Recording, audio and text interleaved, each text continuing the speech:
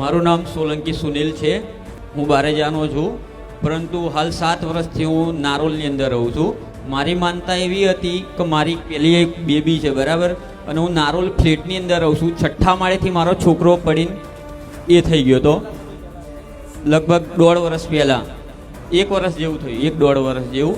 તો પછી હું અહીંયા આવ્યો, ફરતા ફરતા આખા ઘરમાં બધા ડિપ્રેશનની અંદર હતા.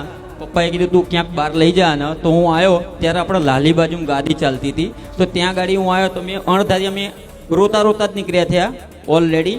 અને ત્યાંથી અમે આવ્યા તો મેં માનતા માની કમાડીમાં અમે બંને સાથે રહીને કમાડીમાં, જો મારે આવું થયું છે, આવો ને આવો છોકરો તમે આલશો તો હું 5 રવિવાર કરીશ.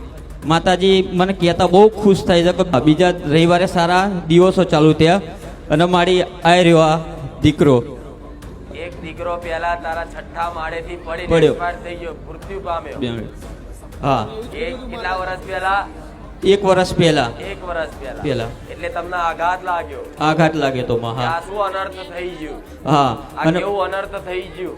હા. એક આલ્યો તો ભગવાને એ પણ લઈ લીધો. પણ એક અને આખા કુટુંબની અંદર મારી અમારા 2 ભાઈ છે, એની અંદર એક જ આખા કુટુંબની અંદર છે અમારા 2 ભાઈઓને એની અંદર. અને માતાજી જેવો લીધો તો જેવી એને નિશાની હતી ને એવી જ નિશાની એને છે. અને આજે જ મારે અહીંયા જ મેં મારા મમ્મીને વાત કરી, મમ્મી આ રીતનું છે. તો જેવો માગ્યો આખો ઝેરોક્સ કોપી કાઢ્યાલો મેં. હા મળી. હા હા, પેલા એ દીકરાને આવી જ નિશાની હતી મારી. તો તમે શું માગ્યું તું મારા જોડે? કે જેવો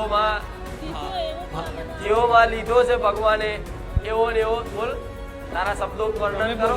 હું આ રવિવારે જેવો લીધો ને એવો માં મને આપીશ ને તો અમે અમારા હાથેથી તને ચુંદડી ઉઠાડશું. તમે જેવું બોલ્યા હતા એવો જ દીકરો જેવો હતો, નિશાન એવી જ નિશાની વાળો મેં દીકરો આલ્યો.